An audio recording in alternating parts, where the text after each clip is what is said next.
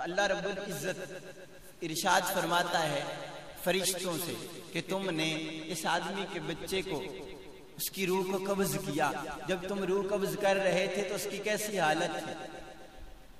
وہ کس حال میں تھا؟ تو فرشتے اللہ رب العزت کی بارگاہ میں عرض کرتے ہیں اے مالک الملک، جب ہم اس کی روح کو قبض کر رہے تھے تو وہ آدمی اللہ رب العزت کی رضا پہ راضی تھا، اس کی زبان پہ اِنَّ لِلَّهِ وَإِنَّا إِلَيْهِ رَاجِعُونَ کے الفاظ تھے۔ تو اللہ رب العزت ارشاد فرماتا ہے کہ تم گواہ ہو جاؤ، میں نے اس کے لیے جنت لکھ دی، میں نے اس کے لیے جنت لکھ دی ہے، اس لیے کہ وہ صبر کرنے والا ہے۔ تو جس قدر کوئی آدمی صبر کرنے والا ہو گیا تو اللہ رب العزت کی طرف سے پھر اسی قدر اس کے لیے زیادہ نوازشیں ہو گئی۔ حضرت سیدہ عائشہ صدیقہ روایت فرماتی ہیں، رحمت عالم صلی اللہ علیہ وآلہ وسلم نے ارشاد فرمایا کہ جب کسی آدمی کو بچیوں کے ساتھ، بیٹیوں کے ساتھ آزمایا گیا اور اس نے اپنی بیٹیوں کی اچھی طریقے سے تربیت کی تو اللہ رب العزت اس کے لیے بھی بدلہ جنت عطا فرماتا ہے۔ تو اس لیے جب کسی کو کسی مصیبت کے اندر، پریشانی کے اندر آزمایا جائے، مبتلا کر دیا جائے اور وہ صبر سے کام لے تو پھر اللہ رب العزت کی طرف سے اس کے لیے بڑی نوازشیں آتی ہیں، بڑی مہربانیاں آتی ہیں۔ رحمت عالم صلی اللہ علیہ وآلہ وسلم روایت فرماتے ہیں، حضرت جابر فرماتے ہیں قیامت کے روز جب مصیبت زدہ لوگوں کو ثواب عطا فرمایا جائے گا، جب ان لوگوں کو اللہ رب العزت کی طرف سے انعام عطا فرمایا جائے گا تو پھر وہ لوگ جو آسائش و آرام کے اندر دنیا کے اندر زندگی گزارتے رہے وہ اس دن یہ خواہشیں کریں گے اللہ رب العزت کی بارگاہ میں کہ کاش ہمارے جسموں کو کینچیوں کے ساتھ کاٹا گیا ہوتا، ہمیں طرح طرح کی مصیبتیں، ہمیں طرح طرح کی پریشانیاں آتی تاکہ آج ہم قیامت کے دن اللہ رب العزت کی بارگاہ میں سرخرو ہو جاتے، آج اللہ رب العزت کی جناب میں ہمیں اس طرح کے انعام عطا فرمائے جاتے، اللہ رب العزت آج ہم پہ بھی راضی ہو جاتا۔ تو یہ صبر کی بدولت سارے معاملات ہیں۔ جس قدر کوئی آدمی صبر کر گیا، جس قدر کوئی آدمی اللہ رب العزت کی بارگاہ میں خوش ہو گیا اس کے معاملات پہ تو پھر اللہ رب العزت اسی قدر اس آدمی پہ اپنی نوازشیں، اپنی مہربانیاں فرماتا ہے۔ حضرت فاروق اعظم رضی اللہ تعالی عنہ، آپ حضرت عبداللہ رضی اللہ تعالیٰ عنہ آپ فرماتے ہیں کہ رحمت عالم صلی اللہ علیہ وآلہ وسلم نے ارشاد فرمایا الصبر نصف الایمان، کہ صبر آدھا ایمان ہے،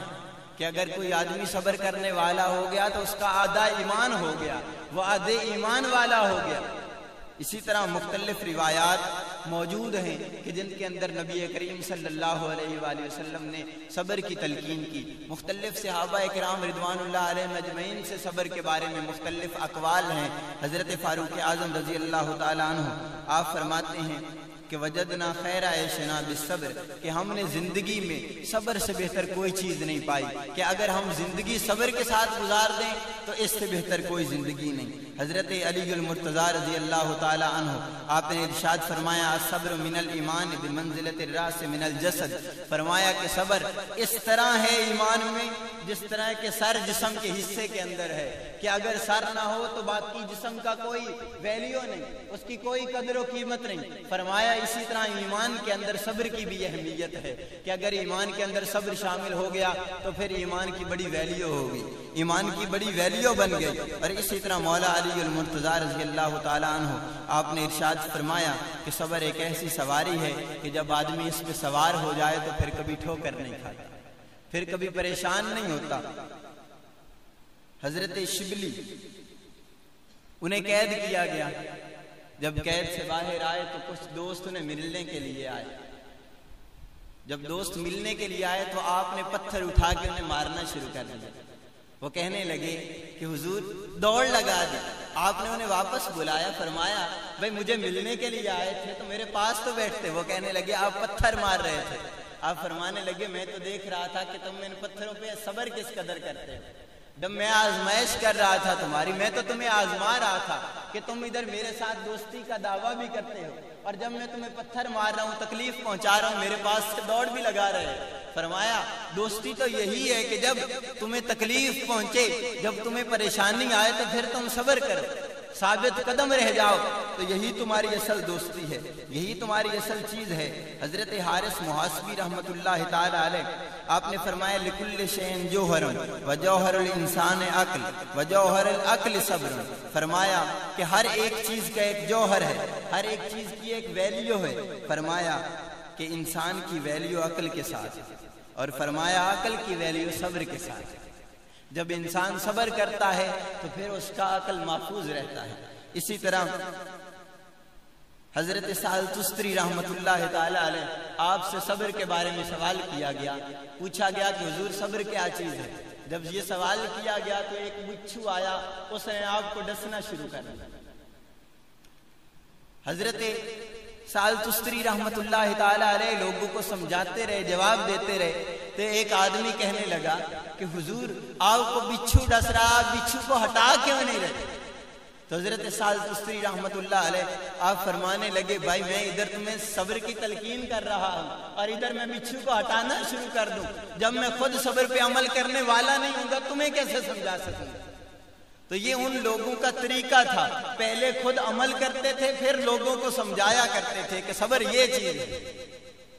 اور یہ یاد رکھ لیں کہ ایک آدمی اگر صبر کرنے والا ہے اور صبر صحیح طریقے سے کرنے والا ہے تو پھر جب صبر کرتا رہے گا ایک وقت ایسا آ جائے گا کہ وہ مقام رضا پہ پہنچ جائے گا، اللہ رب العزت کی رضا پہ راضی رہنے والا ہو جائے گا۔ جب ایک آدمی کو مقام رضا مل جائے تو پھر اسے سارے مقام مل گئے، اس لیے کہ یہ وہ مقام ہے جو اللہ رب العزت نے صحابہ کرام رضوان اللہ علیہ مجمعین کو عطا فرمایا رضی اللہ عنہم ورضوا عنہ، کہ یہ وہ لوگ ہیں کہ جن پہ اللہ راضی ہو گیا اور وہ اللہ پہ راضی ہو گئے۔ تو جب ایک آدمی کو مقام رضا مل جائے پھر اسے مقام صحابیت مل جاتا ہے کہ یہ مقام ہے جو اللہ رب العزت نے صحابہ کو عطا فرمایا۔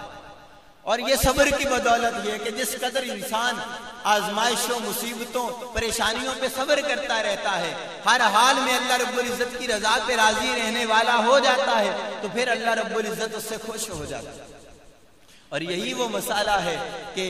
جب انسان صبر کرتا ہے پھر اللہ رب العزت اس کے ساتھ ہو جاتا ہے، اللہ رب العزت اس کی معیت کے وہ اللہ رب العزت کی معیت میں ہو جاتا ہے۔ اور جب کوئی آدمی اللہ رب العزت کی معیت کے اندر آ جاتا ہے پھر اس کی ساری پریشانیاں ختم ہو جاتی ہیں، پھر اس کی ساری مصیبتیں، پھر اس کی ساری تکالیف دور کر دی جاتی ہیں۔ کتنے ایسے بزرگ گزرے،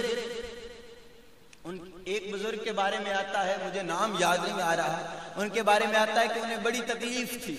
بڑی پریشانی تھی، انہیں کھانسی لگی ہوئی تھی، اور انہیں اللہ رب العزت نے مقام یہ عطا فرمایا تھا کہ جب بھی کسی کے لیے دعا کرتے تو ان کی دعا قبول کر لی جاتی، ان کی دعا قبول کر لی جاتی۔ تو ان کی والدہ وہ ہر وقت ان کی طرف دیکھتی اور پریشان رہتی کہ بھی تکلیف ہے۔ تو ایک دن برقع پہن کے ان کی والدہ انہی کے پاس گئی اور اپنے بیٹے کے لیے دعا کروائی۔ اگلا دن ہوا تو اللہ رب العزت نے وہ جو آزمائش تھی، جو بیماری تھی، وہ ختم کر دی۔ ماں بڑی خوش ہوئی، اپنے بیٹے کے پاس گئی اور پوچھنے لگی کہ بیٹا اب تمہاری طبیعت کیسی ہے؟ تو وہ بڑے پریشان ہو کے بولے، وہ کہنے لگے ماں طبیعت تو ٹھیک ہو گئی ہے، لیکن جب پریشان تھا تو اللہ رب العزت کی طرف سے صدائیں آتی تھی، آوازیں آتی تھی کہ اے میرے بندے تمہاری طبیعت کیسی ہے، تمہاری حالت کیسی ہے؟ اب وہ صدائیں نہیں آ رہی، اللہ رب العزت کی طرف سے بلاوا نہیں آ رہا، وہ جس طرح پوچھا جاتا تھا پوچھا نہیں جا رہا۔ تو یہ بندے کی اپنی ہمت ہے، جس قدر صبر کر جائے، جس قدر پریشانی پہ، مصیبتوں پہ، تکلیفوں پہ صبر کر گیا تو پھر اللہ رب العزت اسی قدر اسے انعام عطا فرماتا ہے۔ اللہ رب العزت کی بارگاہ میں دعا ہے کہ اللہ رب العزت ہمیں صبر کرنے والوں میں سے بنا دے تاکہ اللہ رب العزت ہم پہ راضی ہو جائے۔ اللہ کی بارگاہ میں دعا ہے اللہ عمل کرنے کی توفیق عطا فرمائے۔ وما علینا الا البلاغ المبین۔